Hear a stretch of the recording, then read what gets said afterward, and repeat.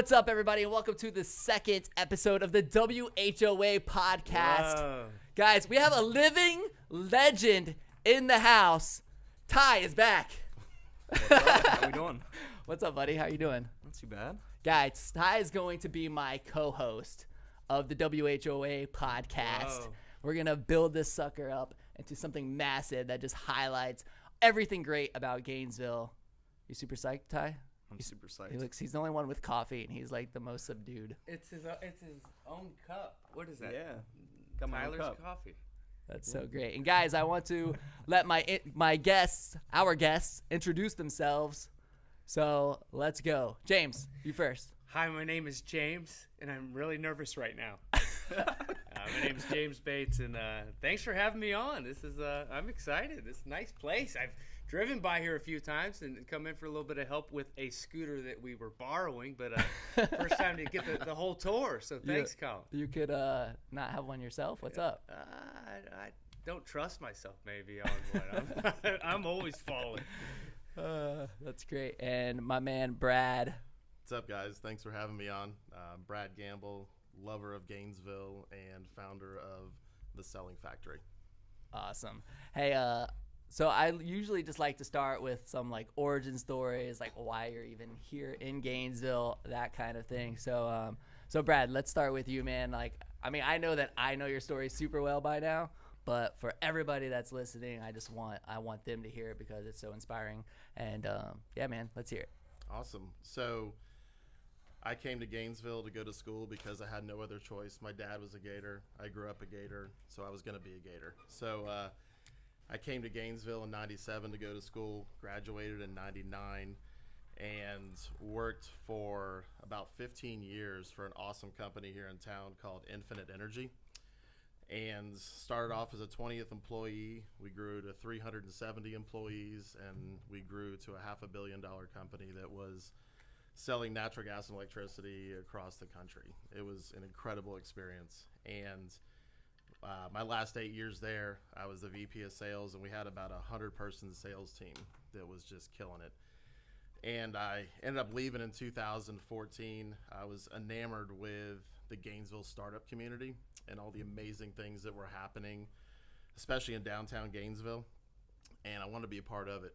And so I jumped and I started mentoring and coaching startup companies really around sales and sales development, how they can grow their revenue organically, how they can grow their company, not necessarily having to take investment money to do it.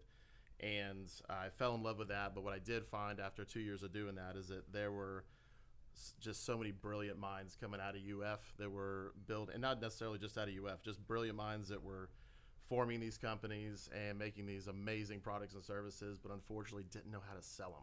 Right. So how did you I think that's a big problem in entrepreneurship right now is like the focus on raising money versus actually making a profit, which is what companies should do. It's a crazy term. Crazy like, term. let's what? You actually make money?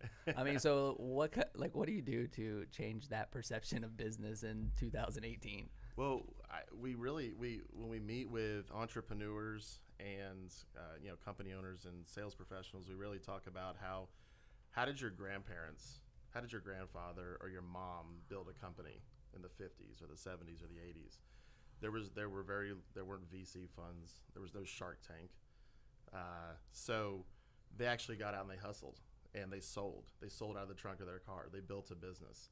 And what's ironic is that you can still do that today. You don't have to go give away part of your company to raise money to be successful really quickly. You can build it slow and you can build it the right way. So it's amazing how many companies we've worked with now that have taken that mindset and say, you know what, I'm just going to go out there and hustle. I'm going to sell my product. I'm going to sell myself, and we're going to grow this thing, and I'm going to be able to keep as much of this company as humanly possible. That's awesome. That's awesome. And my man, James, I mean, I feel like everybody should probably know your story by now, but for the couple of people that might not. I got a bunch of stories. I don't even. Yeah, know. I mean, well, we should just get into some of this, man. We should just get into some of this. But like, why? I mean, why Gainesville, man? And why? I want to start with why Gainesville. Like, why'd you even come to this place? And then, Like, why are you still here?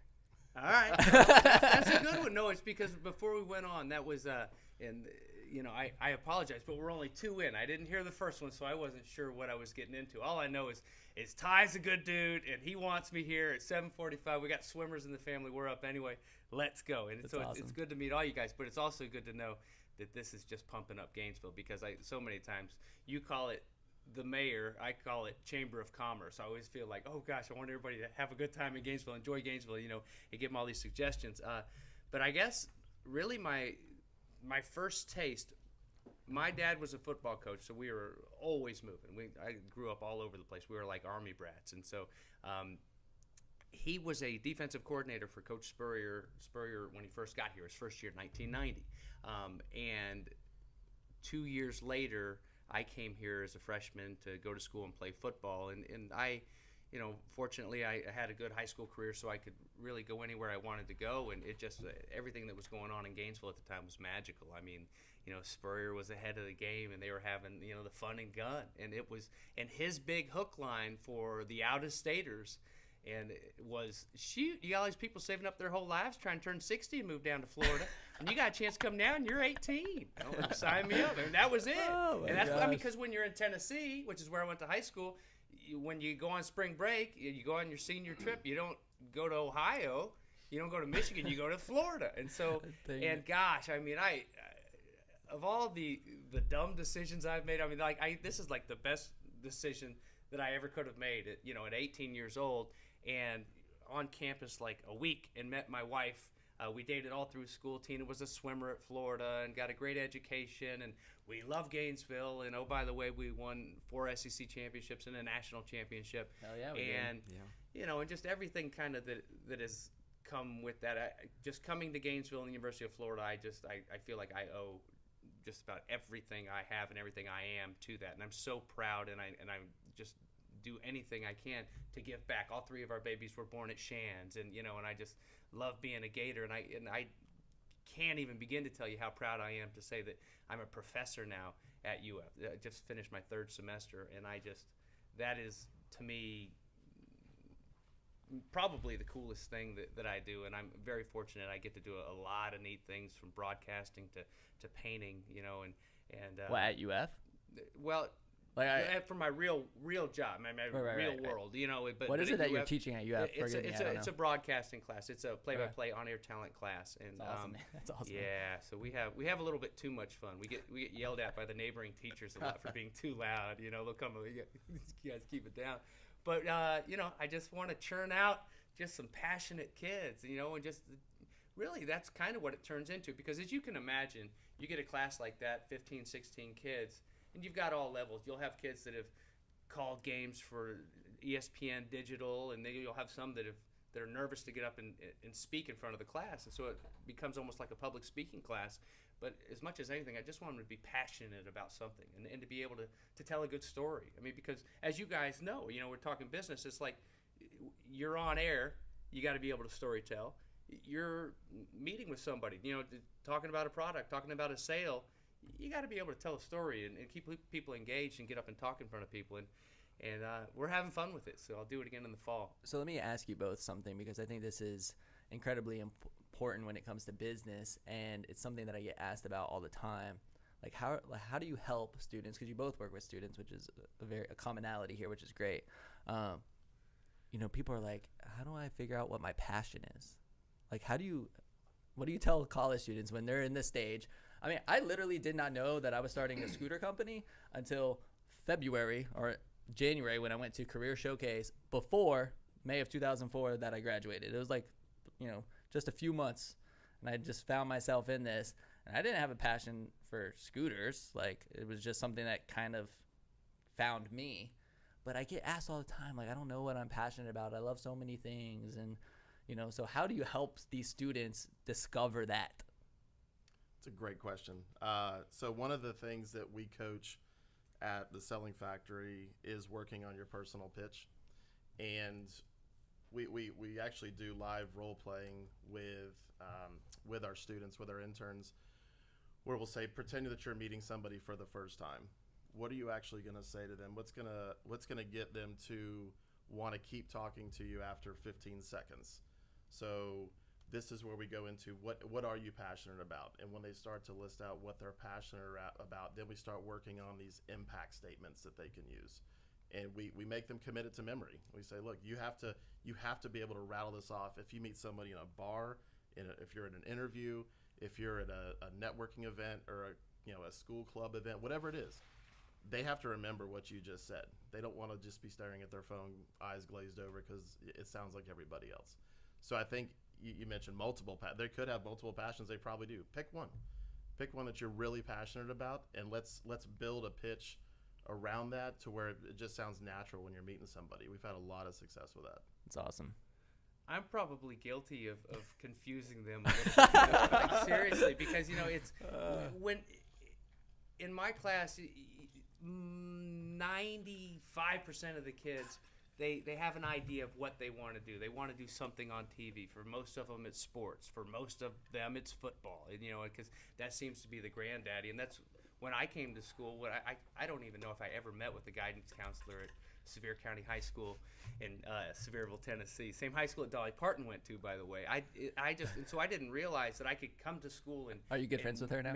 No, I met her once. Okay. Yeah, I love Dolly. Hey, we went to the same high school. Yeah. Did you say that when you met her? No, because it was at a function for the high school, so that would be really stupid. She was honoring the graduates, and so they all kind of have a feel for it, and that's when I was in high school, and I realized when I was being recruited, I would fill out my questionnaires, and I'd say, I want to be a vet because I love animals, and then I realized, oh gosh, it's chemistry, and this isn't my thing, but I can go to school for broadcasting, I can go to school for telecommunications, and maybe go call, oh, this is what I'm doing, and so I thought, I'll call football games, and from drag racing to paintball, to cheerleading, to hosting all these shows just all over the place that you never even realize when you're kind of tunnel vision of this is what I am going to do. And so I kind of opened their eyes to, you've not only got to be willing to stick and move and kind of work your way up in different ways, but you've also got to be able to, on the fly, there are a lot of things that I agreed to do a whole season for. Yeah, sure, love to, and hang up the phone and go and Google what the heck it is, because you got to be the expert next week. And so just to kind of be flexible and be able to kind of write in your head and just kind of off the cuff and just go and just be able to kind of, as things come pouring in, just be able to kind of like storytell and put them out on broadcast and host shows and whatnot. And so I probably mix them up a little bit too much by trying to kind of like broaden their visions and everything, but at the same time, it kind of comes back to being passionate and being a hard worker, and and I mean, shoot, it sounds easy, but like you talk about the phones, but just putting their phones down and listen to one another and pop up and interview them or tell their story, and just kind of pay attention to what's going on around them. And I'm just proud of all of them. I mean, it's about 45 kids now after 3 semesters, and it's That's great. Yeah, it's really been cool. So talk about your class a little bit more. I haven't had a chance to pop in, but I'm going to pop in the fall and not tell you. Oh, but come on, everybody's welcome. Yeah, how many of the students know you just from being, Professor James, and how many maybe have, done a little research? How many people know kind of your kind of, you're one of the greatest skaters of all time, James? And do you kind of cross between those paths a little bit? It's a good question because I'm so old. I'm so much older than them, and they it really pisses me off when they don't get like Dumb and Dumber quotes and stuff like that. I mean, I get so mad at them. Like in this semester, the last couple of semesters, I had here and there I had some kids that they'd get like Tommy Boy or some old school rap stuff, and but this past class, that's their one knock. I mean, they were terrible. They knew nothing. They didn't know anything about Sublime. They didn't know anything. I mean, oh man, just and so that's what a little pop culture. I know that I'm definitely a different chat room with them, but I don't know what they really know about me, and I don't love talking about myself. Yeah. And so, if they looked, they looked, and if they I know they have no idea the stuff that I've done on TV. Okay. It's just because they're all like SEC kids and I do all this ACC stuff. And and I have to, kind of mention it to them. Hey, I'm calling football games this fall, and this is when I come in. That I'm going to come back with some of the things that we went through this past weekend, and we're going to work through those. And you're going to see what it's like to prepare for a game and all this stuff. I don't know, but I don't really care. It's just like, let's go. I just like kind of like diving in. I'm one of you. I have some experiences. And when Ted Spiker, the chair of the College of Journalism, when he first asked me to teach this class, I got goosebumps because I thought to myself, if there was a class that was offered when I was being recruited that is going to be everything that I'm going to teach in my class, it would make the University of Florida that much more attractive. I mean, like, Absolutely. This is really going to be a cool class, and it's just like, and it's been that way for 3 semesters and still going. Yeah. Do you talk? Sorry. Go for it.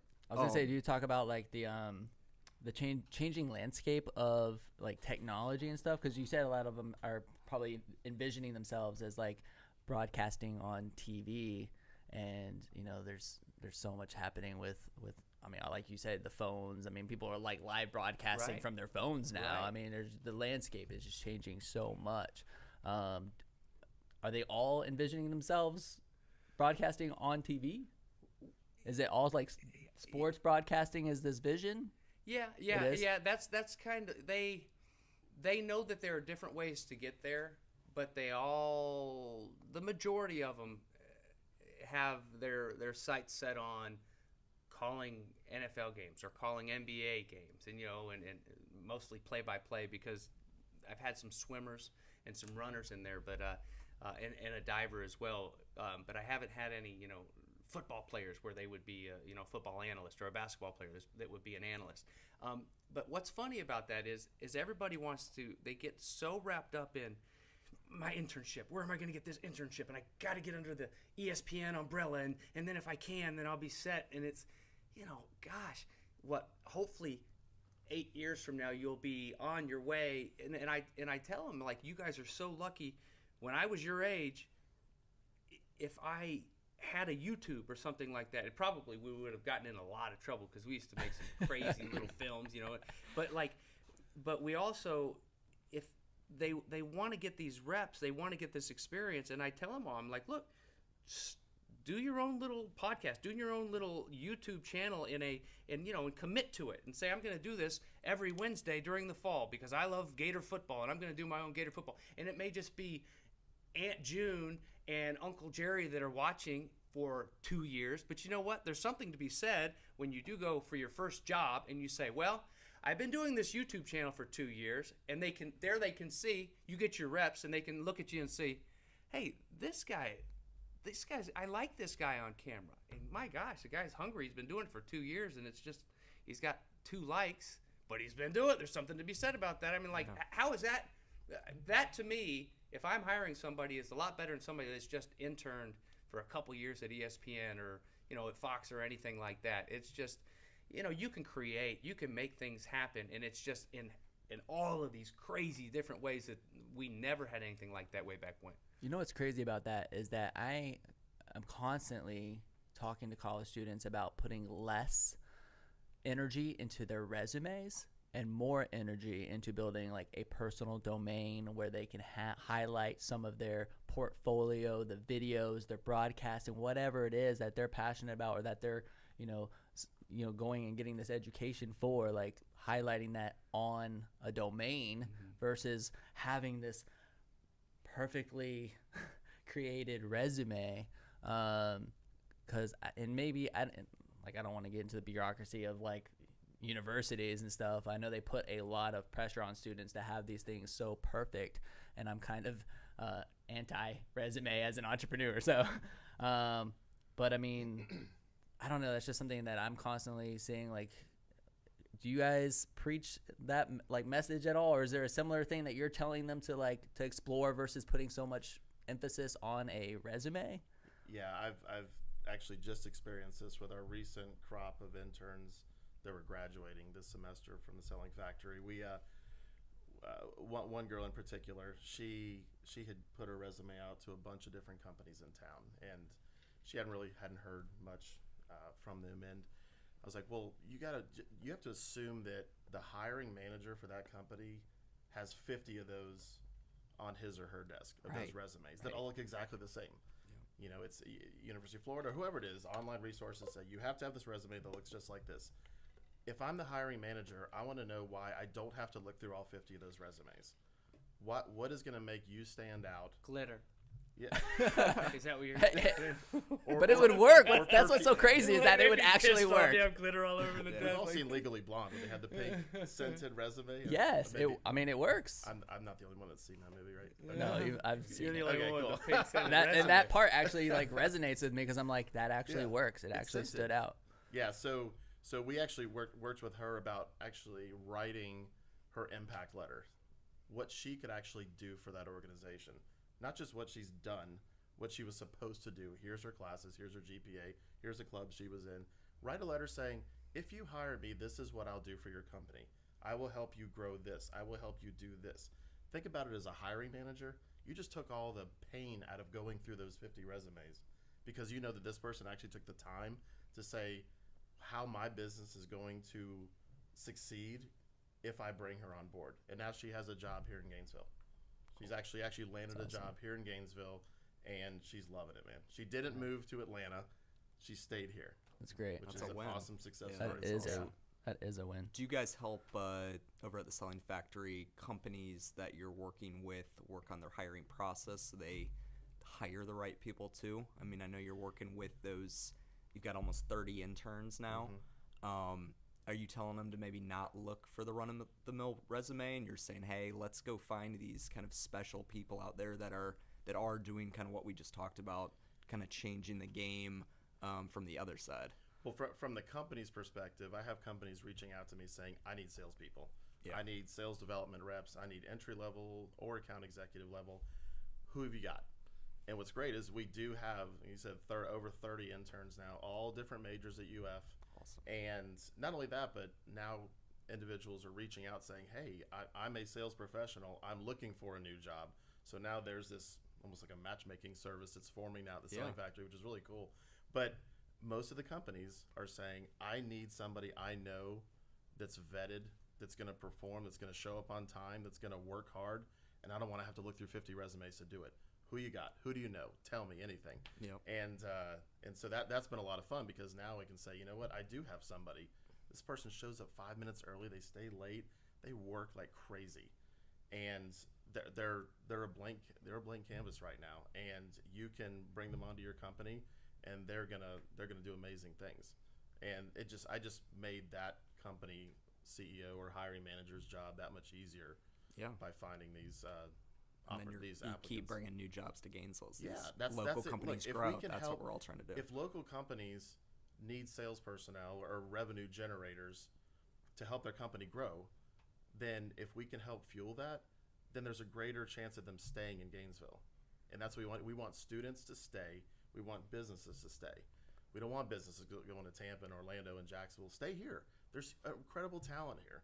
Just keep the talent from leaving Gainesville when they graduate, and keep the companies from leaving, or draw in the companies from other areas when they start seeing how amazing this place is. You know, we got into a conversation on Monday night talking about the ways to do this because I feel like a lot of times that even though Gainesville is so big, you have like campus and then you have the rest of Gainesville and there's like campus. This little silent wall.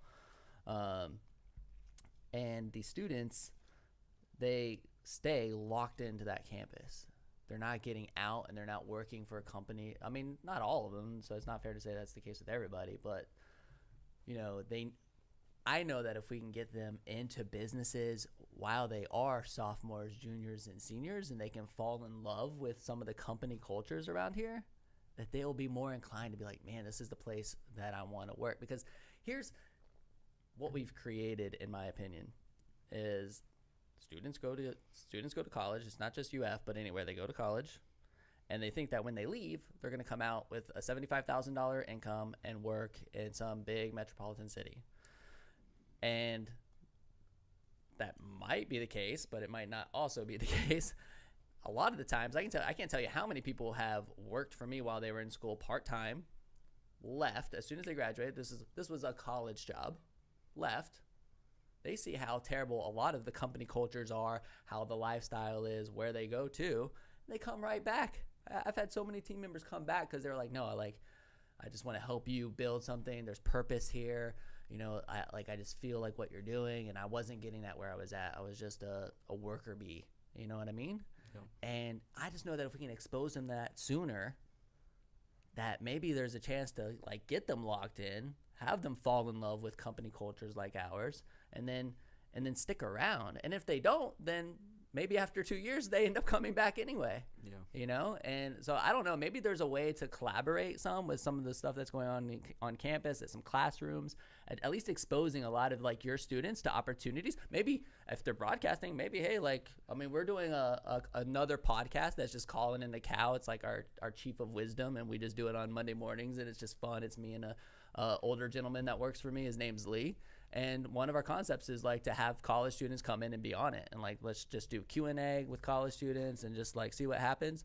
I mean, it at least exposes you to proper equipment, and maybe there's an opportunity there. I don't know. I just want to get them locked. Maybe not just even from a career standpoint, but from we sat here and spent so much time talking about our love for Gainesville, and because they're in that bubble where it's school, across the street to go out maybe a little bit, maybe down to Target, but it's just, that's their right. bubble. And they are all here with the mindset, I'm here, I love Gainesville, but I gotta go. But if, to take a pride in the city, and this city is growing, and it's getting so many things, the Cade Museum, and just downtown is just, the way the direction that it's heading in. There's so many things to be proud of, and so many activities where people can actually take ownership in the city and make it their city, to where it will be tough to leave, and not just tough to leave during the fall because they like going to Gator games or whatever. And it's funny because we did the second to last class that we had this semester. I went and loaded up the Jort bus, and I took everybody on a field trip. And we went by and we saw Coach O'Sullivan over at baseball. We saw Coach Troy just kind of bouncing around campus. And then we went to Satchel's, and I wanted them to meet Satchel. He's a good dude. He's an artist. He's Gainesville. And it blew me away that I would say about 60% hadn't been there. They hadn't been to Satchel's. Isn't that crazy? And it blew me away. I thought everybody that even drives through Gainesville goes to Satchel's. It's so far away. That's why. Yeah. I mean, from campus to Satchel's is so far away. 12 minutes. I'm just saying, that's like that's just the perception. Yeah. I mean, if they had a scooter, hi, I'm James, and let me tell you about scooters for less. Would you like to go to Satchel's more often? Hey, will you do that ad for us? We'll film the whole thing. It's a great idea. It'd be fun. And let's touch back on the Cade Museum. You're on the board at the Cade. Yeah. I haven't had the pleasure of going over there just yet.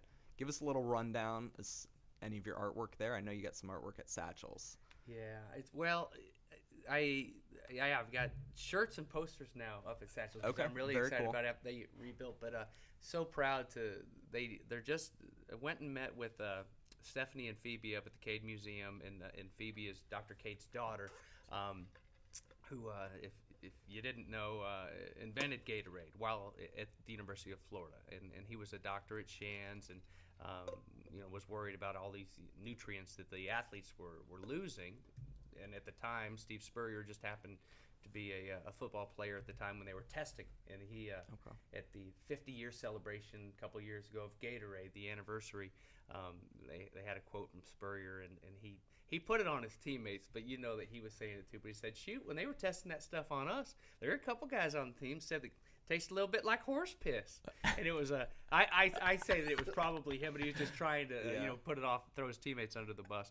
But so I went on a tour of the Cade Museum, and it's, oh my gosh, it's beautiful from the street, and it's and what's really beautiful is what they're doing to so many kids, and opening their eyes to their future, and letting them know that invention, creation, and just to kind of get those wheels turning, and let them know that there's a world of possibilities out there, and they can really go and make things happen, and and it's just gosh, I'm fired up. They've started kind of like some mini shops, workshops and whatnot for a lot of kids in town, but it's May 18th, I believe, is like a soft opening, and then September will be the big grand opening where they'll really get it going. And I'm just a tribute to Gatorade and a tribute, like a weekly tribute, if you will, to all the great inventors that are around town, and there's so many of them. And not just people that trinkets and sports drinks and whatnot, but it's musicians and chefs and everybody that creates and makes things happen. So so I'm really proud of that and excited to be on board. Just kind of bummed that I won't be here in the fall when they do the big grand opening, the big hoo-ha, because I'll be on the road somewhere other than Gainesville. I'm always going the wrong way in the fall. Everyone's coming to town. But so I'm really proud of that too. It's crazy when you think, you've been here since 92, I've been here since 97. Think about that whole South Main area in the mid-90s. It's completely different. It's incredible. Yeah. Between the studios, between the startups, the light manufacturing, the museum, the park, it doesn't even resemble the same South Main. It's unreal. First magnitude down there. You go down, and the Gainesville Fine Arts Association, their gallery's down there as well. And the lady, I'm sorry, I can't remember her name, that owns First Magnitude, or I guess she is a partner. Meg. She's awesome. Yeah. And very giving. Like I went to, we were just speaking at one of the university classes, and she was on the panel with me, and just kind of hearing some of her story. Even that's somebody else we'll need to get in here. It was just, I don't know, it's just inspiring. Business owners like that just inspire me. Satchel inspires me. I love it so much. And I think the brewery industry is pretty cool here in town too, and we'll have to do a brew pod with everybody. But that'd actually be really, really sick. Yeah, I know Swamphead had their 10-year anniversary, and they did a collaboration with every brewery in town. So I think that just showcases the mentality of Gainesville, where we're competing, but it's more community building. And I think that's what we all have figured out. Maybe there's other people that figured it out, but we're figuring it out where Gainesville's got something special to offer entrepreneurs, community builders, whatever industry you're in, there's people here that are willing to help and kind of grind it out with you to create something. And, it's just fun to be here. And when you talk about... I am looking for somebody to grind it out with me. Should I put an ad? I'm just messing with you. That's pretty good. No, but it pains when you say you took your students to Satchels, I deal with that every day on Best of Gainesville. We're always, promoting something somewhere in town, and it's amazing how many seniors or people graduate and will be like, oh my God, I haven't been there. Right. I didn't even know there was strawberries to be picked 10 miles away, or what is this Devil's Den, 25 miles away, or there's the Zip the Canyons or Ginny Springs or whatever it is. It could be, something as simple as the Top even. Some people don't know what the Top is, and it's crazy to me. And that's what we're trying to do here with the podcast and with Colin, and what I do on Best of Gainesville is try to press the community together, from the students to the business owners to the people, just that have grown up here and lived here, and maybe they're not as, ear to the ground with the new things happening. So we're trying to get it to them quicker. So these startups and, these new restaurants, everyone's got a chance to maybe grow and succeed before they maybe run out of cash or they run out of, ideas, because it's hard. And, it's exciting to see people go to these places for the first time, because they're going to go back. Every single kid you took to Satchels, when they visit, when they come back or bring their family in 10 years to a Gator game, that's where they're going to go. And it's just creating that conversation so they go when they're visiting school, not when they're leaving school. And, it's exciting to think about how we can keep making the community smaller while also growing it exponentially. And, it's just there's some big ideas happening. And so let me ask a question a little bit around that, right? What are some ideas that you guys would execute to build Gainesville businesses? If you could just make recommendations to the Gainesville businesses on what they could do to either highlight Gainesville, or maybe, get more involved with the university. Honestly, I think a lot of times when you start looking at the university, a lot of businesses are like, man, it's just it feels like there's so much red tape or something, or there's just too many steps, and they just, business owners are busy, Mm-hmm. But I feel like that's something that you know pretty well because you're like right across the street and you have interns coming in all the time. I mean, what could businesses do just to build Gainesville, be more involved with UF, like all of it? I think they just have to make a commitment that it's going to be part of their culture. There are going back to my days at Infinite Energy, we didn't do any business in Gainesville at all. So we had 0 customers in Gainesville. We had 100,000+ customers, but the owners of the founders of the company made it a commitment to be involved in the Gainesville business community. They were the ones that were actively involved in speaking at UF or doing mentorship with students. They made it a point to do it because they felt passionate about Gainesville. They grew up here and they wanted to see it be successful. So I really think a company needs to take initiative to be able to do that. Now, from a startup perspective, it's hard. I mean, we ourselves are a startup, so taking the time to say, okay, I'm gonna carve out some time to make sure that we are doing things for the betterment of Gainesville, to keep people here, to grow the community. But if it's important to you, you just gotta make time to do it. I think just embracing Gainesville. I think that's, it's tough because you see these restaurants that'll come like, oh, well, that's, like Five Bar, I think is a good example. Remember when Five Bar, I mean, that was a heck of a restaurant, and it's like, it's a good spot. Why didn't it? Why? What was? Why? That to me is the perfect example, and that to me is what's really kind of confusing. Like, what could we have done to help, support it, other than going there a couple times? And I actually did an art show to help the owner when he first opened up, when he had his big opening, and left a lot of art in there for a long time. And I think it's very important to this community that you really do love this community, that you are passionate about it, that you don't have to be a Gator, but just that you really love being a Gainesvillian, I think is really the most important thing, and people can see through it if you're just fronting, really. And so I think that would be the number one thing that you would need is just to kind of win some of the hearts around here first, and get people to to want to be around you and want to be a part of what you have going, because they know that you're here for the right reasons. Amen to that. I want to ask you real quick before we start wrapping up. I mean, those of you that are listening might be able to actually hear it. James has been over here actually they couldn't. Doing doodling or art. I don't want to call it doodling. I think it's the Cade Museum logo. Is it? No, I guess it's I mean, I know that this is something like art is a passion of yours. When did you discover that passion, and where has it led you today? I mean, kind of circling back to where we were talking about passion earlier. I mean, and like, are you monetizing it? And is it a where business? Can we find it? Yeah. Well, thank you.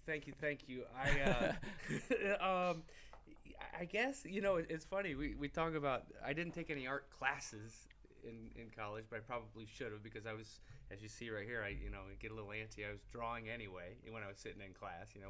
I should have been paying more attention. But don't worry, man. The rest of us were reading the Alligator. Yeah. Like classifieds. We'd sit there and go through the class. I've always kind of had it in me, but I just try to give you the quickest story on it. Eric Kresser was a roommate of mine. He was a backup quarterback to Danny Warfel in our same freshman class, and he majored in art. And I was always, if somebody got in trouble on campus or something, I would, on the dry erase board in the locker room, I would draw a big cartoon of them, whatever, or put police tape around their locker or something like that. It was like I was kind of always doodling, always, and Jerry Spurrier is actually one of the first people that kind of recognized it. She came to me one day and she said, I do aerobics with the swimmers, and nobody ever gives them anything. You guys get all this stuff. They're getting ready to go to SECs. I want you to create a shirt for them. And so did I actually still have the shirt? I'm really proud of it. But I went to Eric Kresser after we had graduated, and I had a picture of where my wife and I got engaged in Tennessee on this river.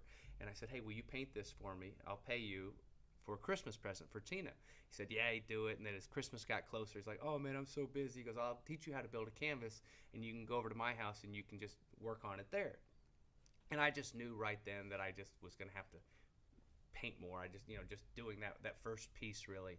And then about the same time I was working on a movie down in Miami, and I went into a couple art galleries, Lincoln Square area down there, and I was just blown away by this art. And I had to have art like that in my house, but I couldn't afford art like that in my house. So I just started creating. I'm like, I want to create big pieces, big bold colors, and I collect folk art, and so I kind of. It's probably good that I didn't have art classes, because I would probably beat myself up with, I'm doing this wrong, or I shouldn't jump, from folk art to landscapes to, just anything I want to create is kind of what I go do, and it really makes it fun. And just the fact that I can really, when football season used to be over with, I used to go right on into basketball and then right on into baseball, and I loved it. I mean, that's a dream job, going and flying all over and calling these basketball games, but it was also exhausting, and we've got 3 kids, and gosh, I was always gone. I was always gone on the weekends. When that's with kids, that's when you're always around them.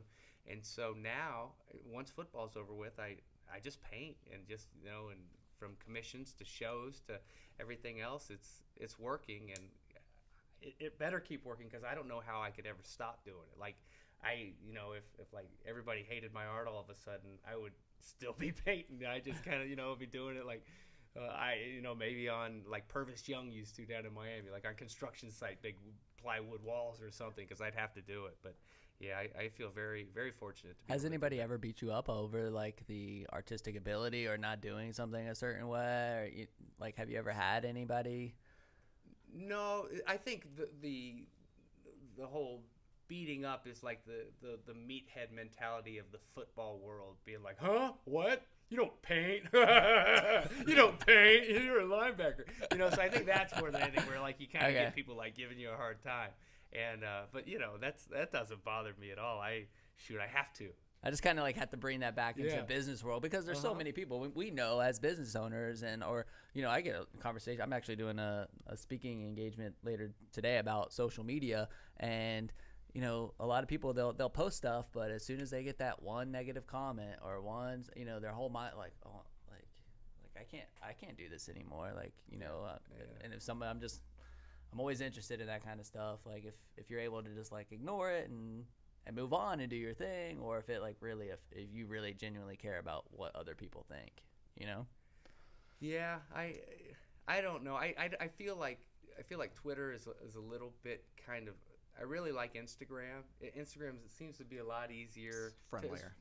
Friendlier, exactly. And whereas there's so many snipers on Twitter. It seems like snipers all around. Definitely.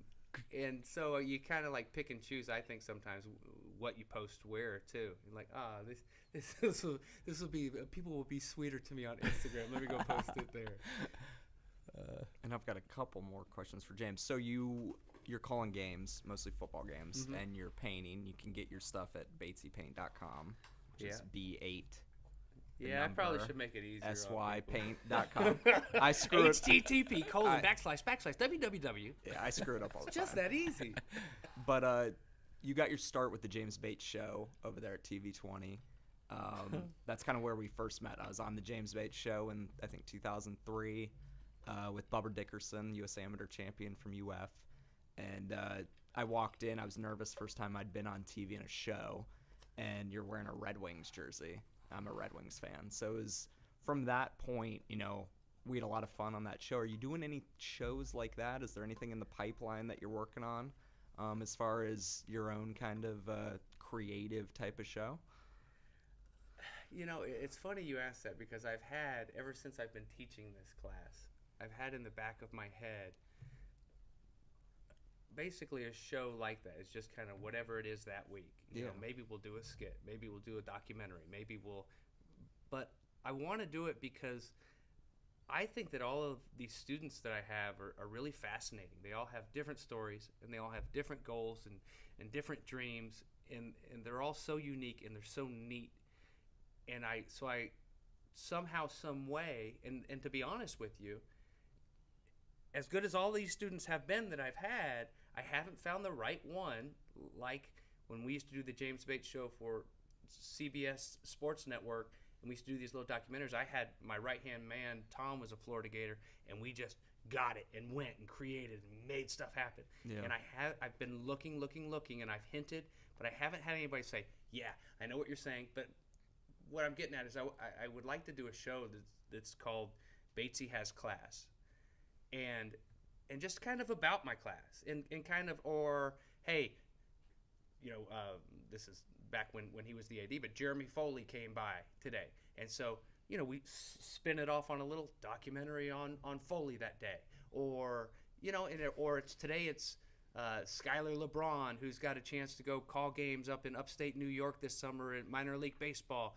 We're doing a little feature on him, just highlight however, animations and everything, all the above. I really think it would be fun, and I really think it would be good reps for these students. I really think it would be fun for them to host segments of it, to see, and for people to see what goes on in this class.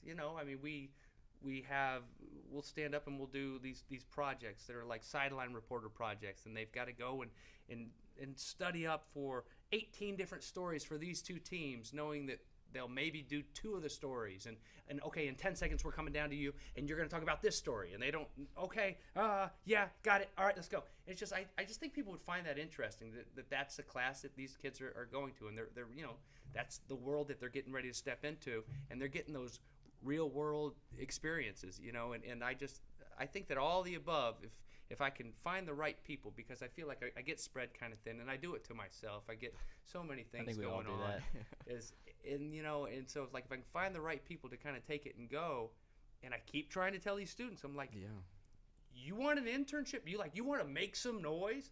Go create this show. Go help me create this show. Well, this is the resume we're talking about. Right, you couldn't ask for anything better absolutely. than this. I'd love to see a couple of your students go call a Greek flag football game and treat it super serious to one degree, but have fun, do sideline reporting with, just students in general. Be a lot of fun.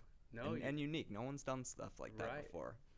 So maybe in the fall we'll take that next step. But Let's talk a little bit more about that. Yeah, I mean, and what a lot of people don't know yet is that we're in the process of actually starting a media agency. Now, when I use the word media, where it's more my big thing, this is why it's called the HOA podcast, is or WHOA podcast, is because I like to create what we call whoa damn experiences that make people go whoa damn. And so we're always talking about, our number one core value at New Scooters Plus is to create and recreate the ultimate customer experience. So for me, it's I'm super passionate about customer service, customer experience, all of it. And so this company is going to help other businesses do just that. Like I met with somebody yesterday, and they used to make pies for every single client that they would sign, right? And then that stopped because they got busy, they grew. I just didn't have the time anymore. We want to help them execute things like that, still have the time to do it, because if they can continue to grow yet do the things that made them special in the beginning, then it will continue to help them grow even more, which is the whole point. So to bring that back around, sorry. I mean, we're doing so much. We're basically incorporating so much. I mean, with video, social media. I mean, that's why I wanted to this relationship has grown. I'm learning so much from him just on Instagram strategies and that kind of thing. Sorry. And I think because of how invested I am in Gainesville, I would love to talk to you more about that. I mean, we could even help them with some of the camera stuff. I mean, they could do some sort of internships here. You could develop a whole YouTube channel around that and let these students broadcast on that and let them come up with some of these distribution strategies, whether it is Instagram or Facebook. I mean, there's so much that could be doing. And not only that, they could, while they're in school, start developing what we call a personal brand. You know what I mean? Start developing themselves, their portfolios. I mean, it could be something that provides them with a lot of extra value for when they do leave school, whether they're in Gainesville or not. It's, you're at least investing into them even more. I think it's an incredible idea. Absolutely. And that's kind of what we're both trying to do, is elevate these personal brands, whatever they're interested in. We don't need to take them onto our teams or whatever. We want to help their thing grow, whatever it is. and have access to our channels, but just access to think and say, hey, this isn't a dumb idea, or let's think this out. Let's see what we can do, and if we can help in any way, this is how we can help. And hey, there's 25 people kind of in our circle that might be able to help you too.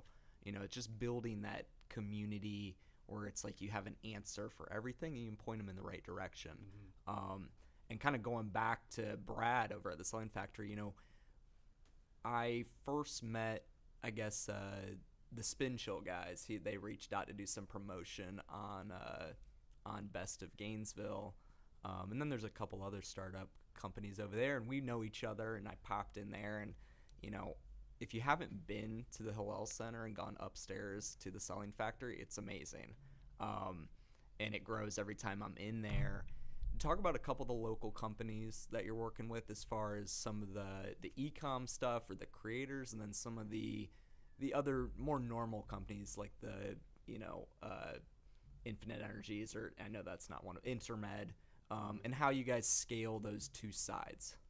We get a bunch of people in a room, and we put together a selling focused experience where these are things that sales professionals should be doing anyway, which is getting on the phone, reaching out to new businesses, reaching out for new business opportunities.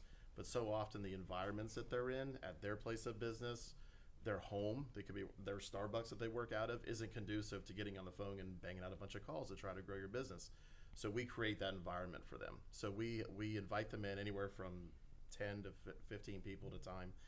And a couple of the things we do, we put a countdown timer on the wall, big projector screen, 2.5 hour countdown timer, and we keep a giant scoreboard. How many calls are you making? How many meetings are you setting?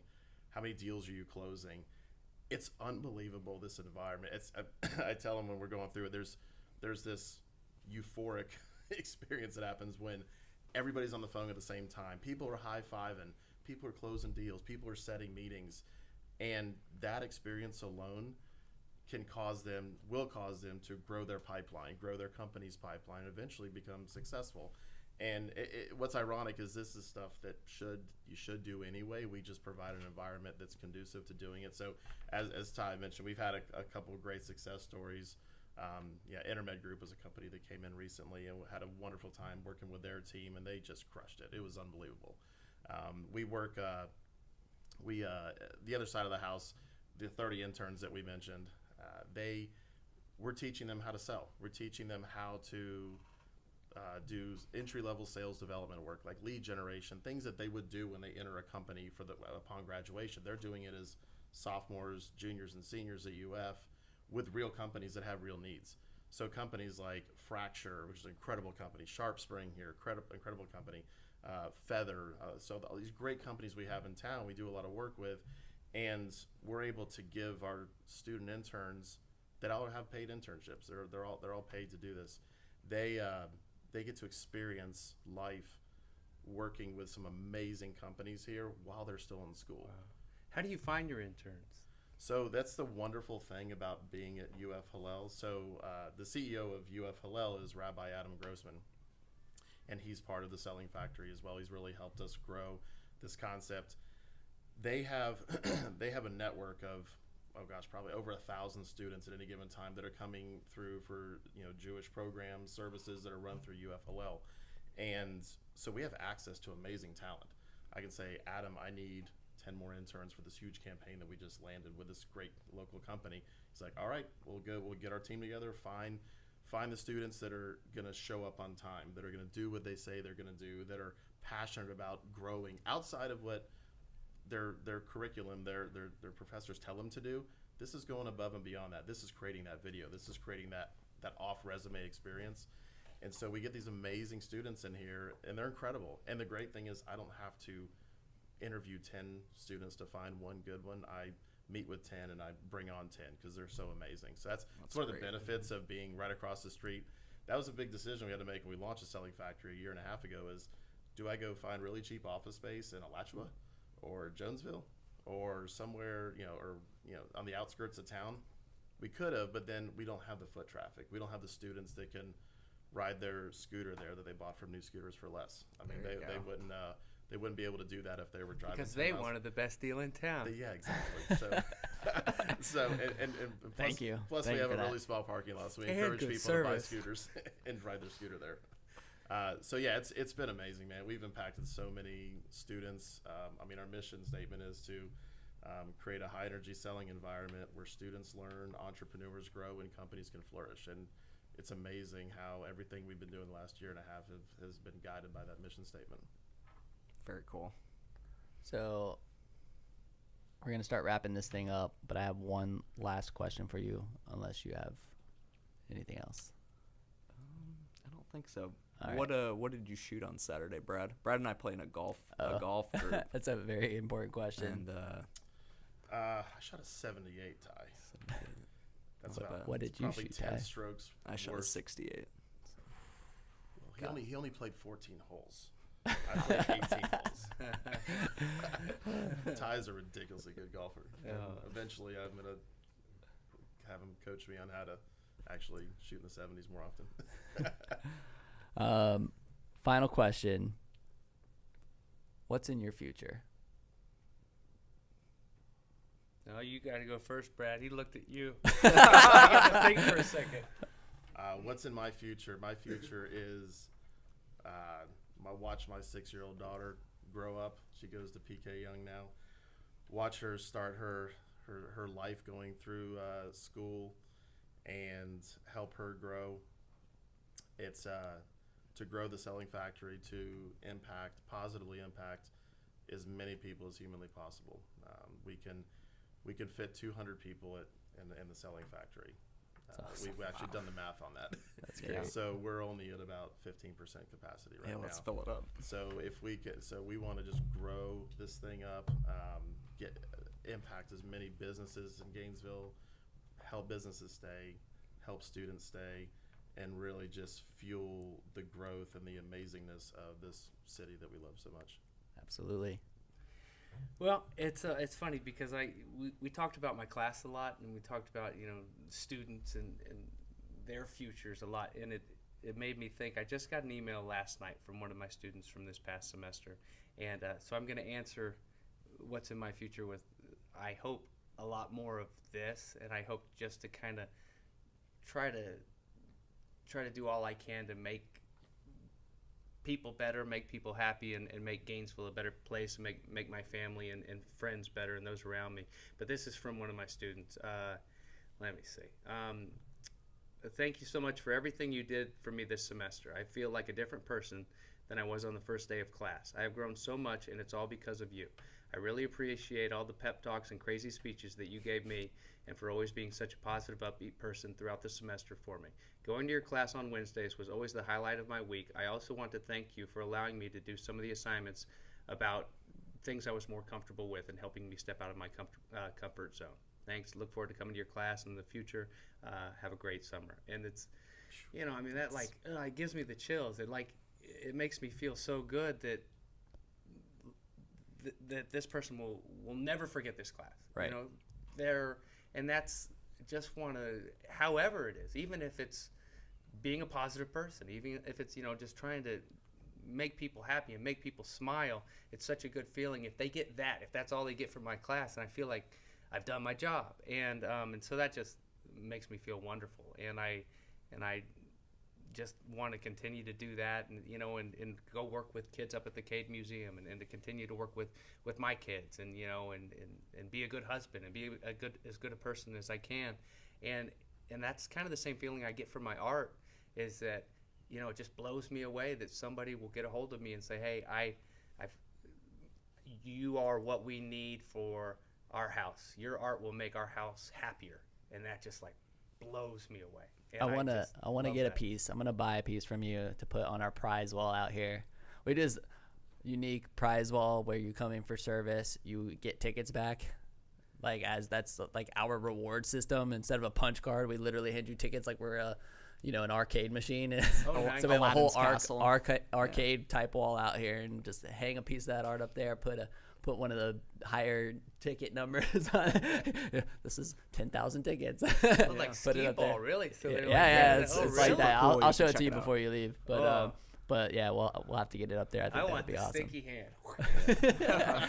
So I can't thank you guys enough for being here, and especially for your investment into Gainesville, everything that you're doing to build these students and to build businesses. I mean, you guys are so inspiring to me, and I hope that this helps inspire others. Just thank you from the bottom of my heart. Like, I'm just going to go ahead and speak on the behalf of Gainesville. Yeah. Thank you so much for everything that you guys do, and it's an honor to even know you guys. Well, I feel the same way, and thanks for having me on, and nice to meet Brad, and it's just good energy in here. Whoa. Whoa. So, any last words, Ty, before we sign off, my man? No, episode 3 next week. I'm excited. That's right. We're going to have some really cool guests on in these first few episodes, and I can't thank you guys enough for answering my text and wanting to come on the second pod. It's going to be a lot of fun, and maybe we can follow it up in the fall. Maybe during your class, we can bring some people in and do some fun stuff. Yeah. Well, it's good, too, that we're early, because from now on, anybody else that comes on, we say, yeah, they called me first. They called me a long time ago. That's right, I was man. one of the first people they called. That's right. That was a you year have ago. that leverage and everything now. So, well, again, thank you guys very much, and we look forward to doing this again. On what? On the WHOA Podcast. Whoa.